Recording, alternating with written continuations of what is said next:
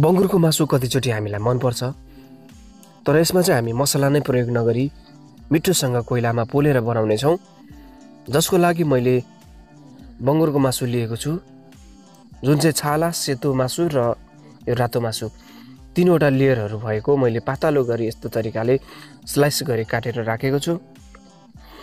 त्यसपछि पक्कै पनि कोइला त तयार गर्न परि नै हाल्यो।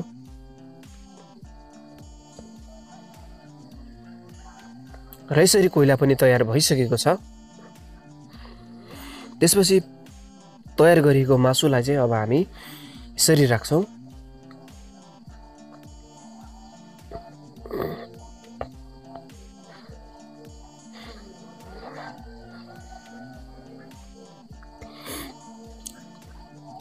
मासुलाई सबै ठाउँमा मिलाएर यसरी यतिको मात्रामा मैले तयार गरिसकेको छु।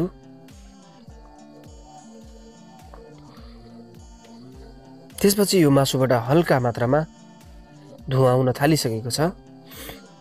अब कोइला मजाले तात्ति पनि सकेको छ र बल्न थालेको छ र बङ्गुरको मासुमा भएको बोसो यसरी बल्दै अनि कोइला सँगसँगै र आगोको अलिकति फ्लेम पनि निस्किन थालि नै हाल्छ।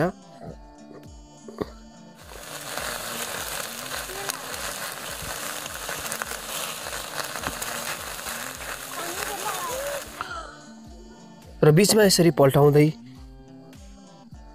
नपाकेको भागमा पकाउँदै मिलाउँदै पकाउँदै जानुपर्छ। कस्तो मजाको बास्ना आइरहेको छ। यदि च्यानललाई सब्स्क्राइब गर्नु भएको छैन भने सब्स्क्राइब पनि गरिदिनुहोस्।